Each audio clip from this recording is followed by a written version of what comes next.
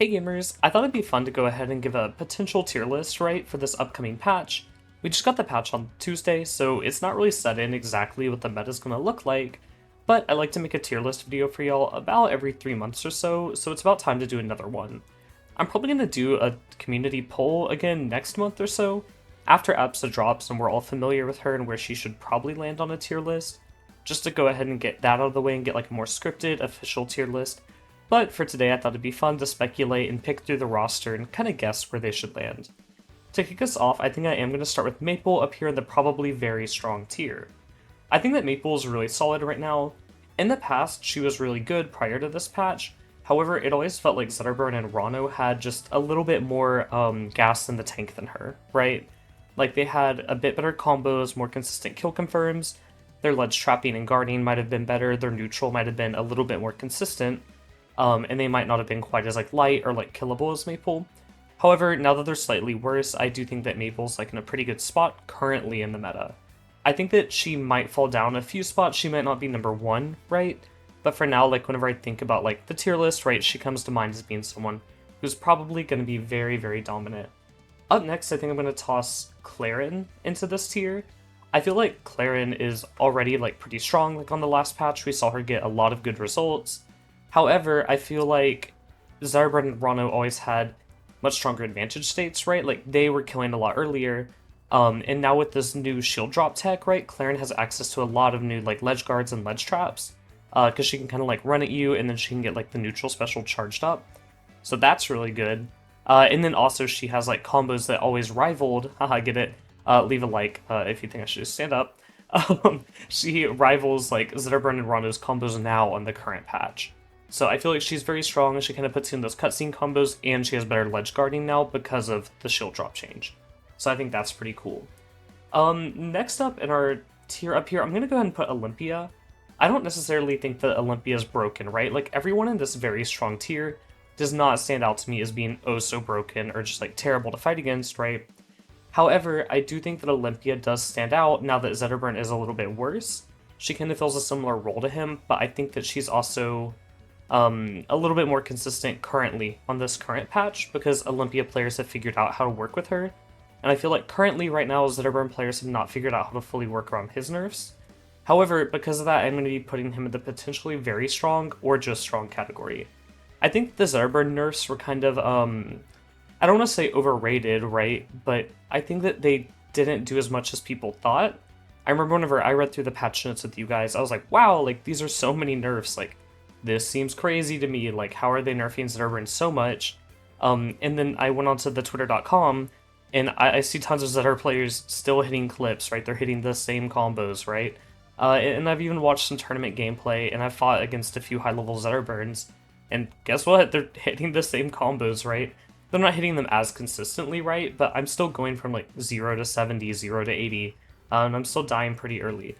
So I'm going to keep Zetterburn here in the potentially very strong or in the just strong tier. Next up in this tier, I'm actually going to put Raster above Zetterburn. I think that Raster is probably better, but since he did have such a major rework, right, the jury's still kind of like out. Like, is he like really great? Like, does he have some things that might be abusable, right? From what I've seen and from what I've played, it's kind of hard to approach still as Raster without the slipstream. However, it's a lot easier to keep slipstream up now.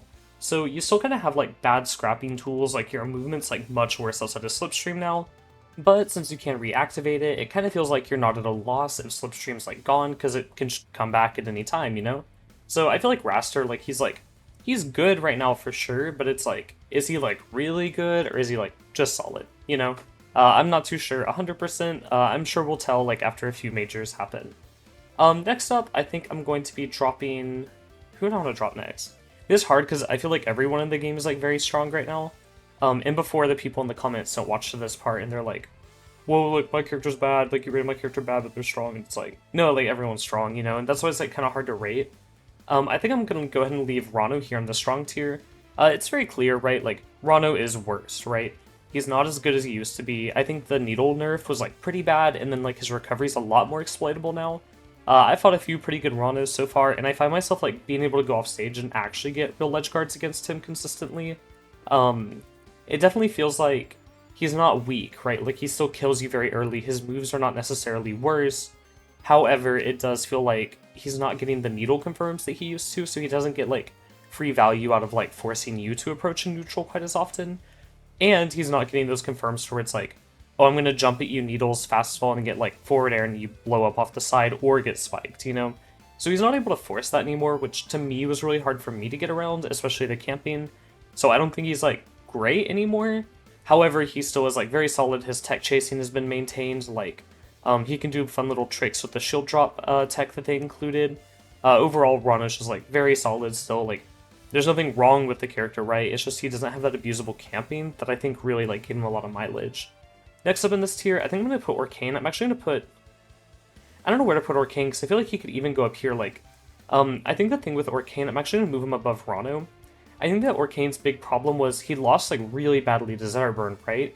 And now that Zetterburn's worse, I think that Orcane like doesn't have to worry about running into him as much in bracket anymore, and he lost really bad to Rono. And so I feel like since two of his like very bad matchups got nerfed pretty heavily, it does like seem like Orcane, like you can play him in bracket and you don't have to be like, okay, I'm gonna fight like 3 -2s in a row or like 3 -1s, you know? Currently, like, Orcane does lose to Claren, he loses to Zetterburn, still he loses to Rono, but it's like, the matchups are not as hard, right? Like, you can approach as Orcane now against, like, Rono, or, like, Zetterburn's not quite as fast anymore, so it's like, he's not always able to pressure you. Like, you can take a step back as Orcane and find that breathing room. So I feel like Orcane's, like, a lot better, potentially even up here in the very strong tier. I'm going to keep him in strong for now, though. He doesn't really get a ton of bracket results. He's one of the, like, least represented characters. However, it's hard to tell if it's because there's not any, like, top-level reps of Orcane outside of, like, Marlin, right? Or if it's because Orcane is, like, actually just, like, not that great. I personally think he's, like, very strong. So maybe, like, he should go up here, but I think for now I'm going to keep him in the strong tier. I think that if a few more people picked him up and he was, like, more apparently broken, I think I would put him up here. However, he just, like, doesn't have those reps at top level, so it's, like, he's one of the characters where it's, like, what's going on with this? Like, he's good, but it's, like, how good is he, you know? Next up for this tier, I think I'm going to go ahead and put Crag. Crag got a few nerfs, they were all pretty fair, I'm going to be honest. It feels like Crag is still the same character. However, just, like, a few of the, like, bonus goodies he had on top of his kit were kind of removed, like the down throw, like, down strong being true on some characters. And just things like that, right? I feel like Crag is still very strong, right? But I've never thought he was, like, the best in the game. I think he's at a very, like, fair, balanced state currently. Our last character for this tier, I think I'm going to put Forburn. I think that Forsburn's, like, really solid. I could even see him, like, jumping up in this tier. Like, this tier feels very unordered, but I do think Orcane's probably the best. The problem with Forburn, right, is obviously Cake Assault plays him. Cake Assault is so incredible with the character. But outside of Cake Assault, right, who's succeeding with this character? Like, not that many people, you know? So he's kind of similar to Orcane in that sense. I do think that the nerfs that happened in this patch were good for Forburn. However, Forburn didn't necessarily have, like, a terrible time into some of the characters that were nerfed. I know Crag was pretty bad for him, but Crag didn't get hit that hard, you know? So, I feel like we'll have to see how, like, Forburn develops. I think that Forburn is, like, pretty solid into, like, some of these characters up here. So I feel like if one of those characters becomes pretty dominant, right, then Forburn could see some more play as, like, a counter pick, you know? But for now, like, I think that Forsburn's strong, right? Like, there's nothing wrong with him. It's just he doesn't seem like one of the most dominant characters, you know? He's not going to really, like, roll you in advantage state, right? Like, he doesn't have, like, a crazy recovery or anything, right? There's no, like, huge highlight to his kit. However, there's also, like, not really a downside either, you know? So Forsburn's super solid. For our final three, I'm also not really sure what order these three should go in. However, I feel like they're all notably weaker than the rest of the cast, but they're not necessarily, like, bad, right? Like, I know I touched on it earlier, but whenever I look at the cast, I don't think, like, wow, that character is awful, or wow, that character is the worst, because no one stands out to me as being, like, a clear best or, like, clear worst, at least right now. Which is kind of why I said, like, these are just early impressions of this patch, right? This is why the video is so informal. So I think that Fleet, though, she's probably, like, pretty solid, right? Like, that's why the tier is called solid, spoiler.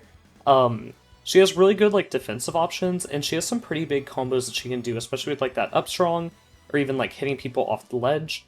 Rono and Zetterburn's recoveries both being worse definitely do help her with that, because she can abuse their bad recoveries now. And in the past, they both had pretty good recoveries that were very hard to take advantage of and actually, like, capitalize off of. So I think that makes, like, Fleet a lot better overall in the context of the meta.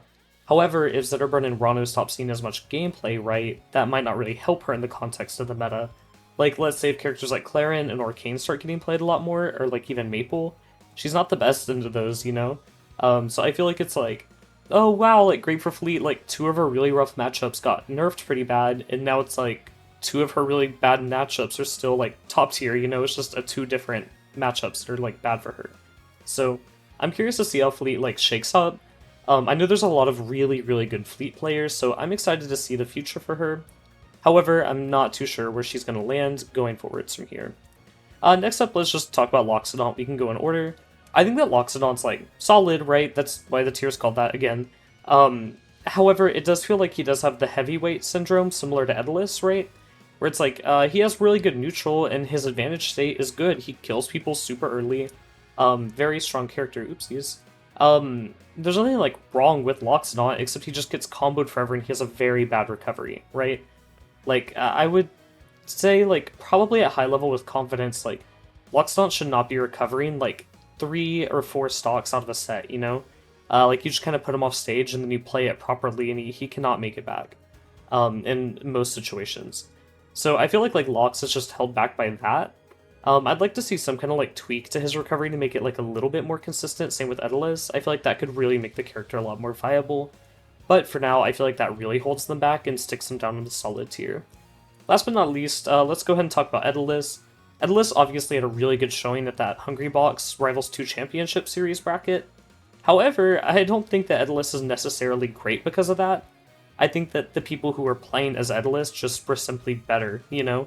And that happens in the game where the tier list is like so close and all the characters are viable, you will see results like that.